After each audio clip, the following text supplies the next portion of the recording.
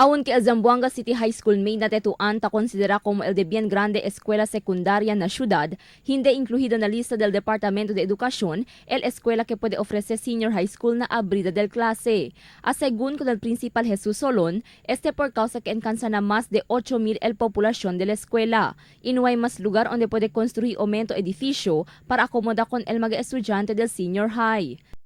It was going to base DepEd Order number 40 series of 2015, klaro ganun taablalya, if the population of the school, I'm referring to Zamboanga City High School, is more than 5,000 and no more buildable space, outrightly, we are not to implement senior high school. El mencionado eskwela te sirvi con mga estudyante desde el Barangay Tugbungan, Tetuan, Diwan, Santa Catalina, Santa Barbara y Zone 3. Aumento pa aquí el mga estudyante quien ta transferin na eskwela desde el otros barangay del ciudad. Además, subí también número del mga transferis desde el otro provincia como El Jolo, Basilan, Tawi-Tawi, Sibugay y Zamboanga del Norte.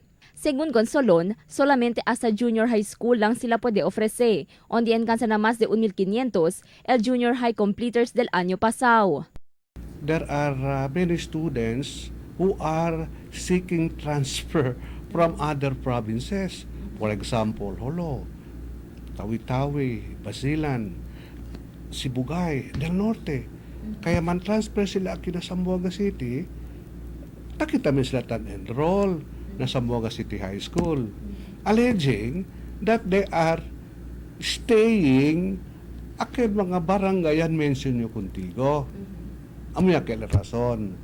Ta-adverti el eskwela con mga estudyante quien entra na senior high este año para endereza na otros mga universidad y privado eskwela quien puede ofrece con el programa. Tali según el voucher program del Departamento de Educación que el asistí financial con mga estudyante quien endereza na mga eskwela privado.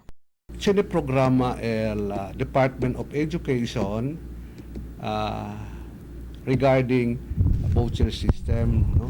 El voucher system de aton, kada estudyante sine sila 20,000.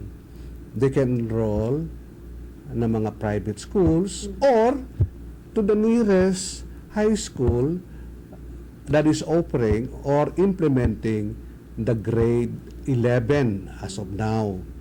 Además, preparado ya según el escuela de Zamboanga City High School Main na abrida del clase na lunes. Aún que ta continúa pa el rehabilitación del dos edificio na mencionado escuela. Bastante según el mga facilidades, incluido el magasilya del escuela. Siendo ta continuado na el gobierno lokal magasilya na escuela para akomoda con el grande población de la escuela. Crystal Almonía, Dateline Zamboanga.